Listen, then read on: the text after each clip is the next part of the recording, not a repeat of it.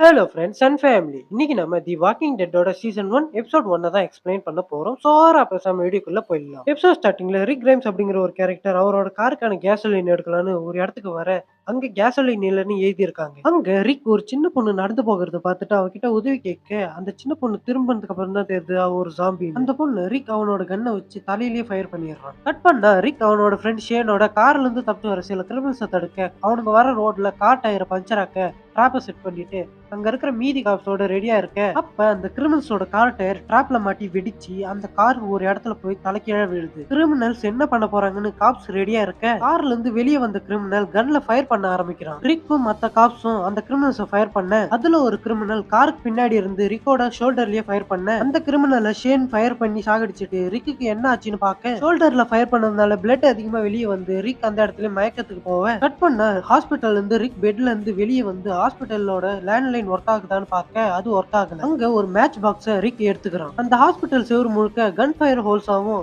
எந்த பேஷண்ட்டும் எந்த டாக்டர்ஸும் யாருமே இல்ல. அங்க ஒரு டோரை செயின் போட்டு கட்டி வச்சிருக்கு. அந்த டோருக்கு வெளியே ஒரு ஜாம்பியோட கை டோரை திறக்க முயற்சி பண்ணுது. ரிக் அங்க வெளியே போகிறதுக்கான ஒரு ரூமை கண்டுபிடிச்சு உள்ள போவ அந்த ரூம் முழுக்க இருட்டா இருக்கு. அவன் கையில இருக்கிற மேட்ச் பாக்ஸை எரிய வச்சு எக்ஸிட் கதவை ஓபன் பண்ண அங்க நிறைய மக்களோட டெட் பாடி பேக் பண்ணி வரிசையா அடுக்கி வச்சிருக்காங்க. ரிக் அங்க இருந்து நடந்து வந்து வழியில ஒரு சைக்கிளை எடுக்க அந்த சைக்கிள் பக்கத்துல பாதி உடம்போட ஒரு ஜாம்பி ரிக் கிட்ட வருது. சைக்கிள் எடுத்துட்டு ரிக் அவனோட வீட்டுக்கு வந்து அவன் மனைவியும் பையனும் இருக்கிறாங்களான்னு பார்க்க அவங்க அங்க இல்ல. அங்க இருந்து வீட்டு வாசல்ல வந்து அவன் உட்கார அவன் பக்கத்துல ஒரு ஜாம்பி நடந்து வருது. அதை பார்த்துட்டு இருக்கிற அந்த சமயத்துல பின்னாடி வந்து ஒரு பையன் ரிக்கோட முகத்திலேயே மம்முட்டியை வச்சு அடிச்சிடுறான். அந்த பையனோட அப்பாவும் அந்த ஜாம்பியை ஃபயர் பண்ணிட்டு ரிக் கிட்ட நீ யாரு இங்க என்ன பண்றன்னு சொல்லி கேட்க ரிக் அந்த இடத்துலயே மயக்கம் போட்டுடுறான். கட் பண்ணா ரிக் பெட்ல கைய கட்டி போட்டு அந்த அப்பா உன்னோட உடம்புல ஏதாச்சும் காயம் இருக்கான்னு கேட்க அதுக்கு ரிக் இல்லன்னு சொல்றான். அந்த அப்பாவோட பேரு மார்கன், அவன் பையனோட பேரு டுவான். அதுக்கப்புறம் ரிக்கோட கட்டை அவுத்து விட்டுட்டு 3 பேரும் ஒன்னா உட்காந்து சாப்பிட மார்கன் ரிக் கிட்ட உனக்கு அந்த வீட்டுல என்ன வேலை,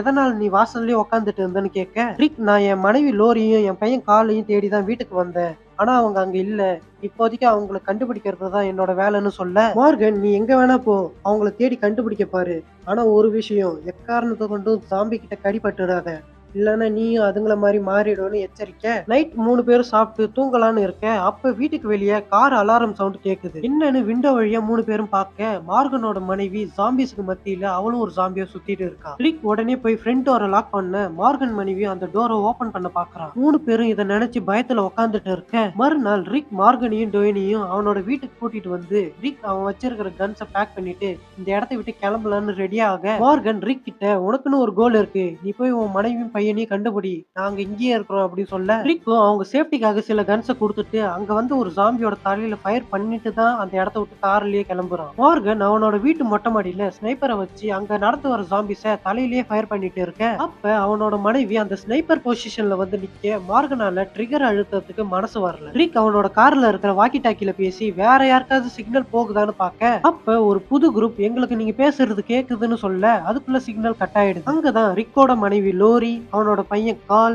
அது மட்டும் இல்லாம அவனோட ஃப்ரெண்ட் ஷேன் முதல் கொண்டு அந்த குரூப்ல தான் இருக்கான். ஷேன் வந்து வாக்கி டாக்கில பேசுறதுக்கு முன்னாடியே சிக்னல் கட் ஆயிடுச்சு. சோ ரிக் தான் வாக்கி டாக்கில பேசணும்னு அங்க இருக்கிற யாருக்குமே தெரியாது. இது பத்தாதுன்னு லோரிக்கும் ஷேனுக்கும் ஒரு ரிலேஷன்ஷிப் வேற இருக்கு. அதாவது ரிக் மயக்கம் போட்டு கோமால இருந்த அந்த சமயத்துல ஜாம்பி அவுட் பிரேக் நடந்துடுச்சு. அதனால ரிக் இறந்திருப்பான்னு லோரி ஷேன் கூட இப்போ ஒரு ரிலேஷன்ஷிப்பா ஆரம்பிச்சிருக்கான். இது ஒரு பக்கம் போயிட்டு இருக்க இன்னொரு பக்கம் ரிக் காருக்கான கேஸ்லின் காலி ஆயிடுச்சுன்னு காரை ரோட்லயும் நிறுத்திட்டு பக்கத்துல இருக்கிற வீட்டுல உதவி கேட்கலான்னு ஜன்னல் வழியா பார்க்க உள்ள அந்த வீட்டை சேர்ந்தவங்க தன்னைத்தானே துப்பாக்கியால ஃபயர் பண்ணிட்டு இறந்து போய் கிடக்குறாங்க. ரிக் இப்ப எதுல போகிறதுன்னு பார்த்துட்டு இருக்க அப்ப அந்த வீட்டு பின்னாடி இருக்கிற கார்டன்ல ஒரு குதிரை நிக்குது. அந்த குதிரையை ரிக் தடவி கொடுத்து அது மேல ஏறி உட்காந்து சிட்டியை நோக்கி போவ அங்க பஸ், காரு, மிலிட்டரி டேங்க்னு எல்லாமே டேமேஜ் ஆகி சில ஜாம்பிஸ் அங்க சுத்தி வருது. அப்ப ஒரு சத்தம் ரிக்குக்கு கேக்குது. அது எங்க இருந்து வருதுன்னு பில்டிங்ல பார்க்க பில்டிங்கோட ரிஃப்ளெக்ஷன்ல ஒரு ஹெலிகாப்டர் வர மாதிரி தெரியுது. ரிக் உடனே அந்த இடத்துக்கு போவ அங்க ஜாம்பிஸ் கூட்டமா ரிக்க துரத்திட்டு வருது. எங்க போகிறதுன்னு தெரியாம ரிக் குதிரையில இருக்க மொத்த ஜாம்பிஸும் அவனை சூழ்ந்து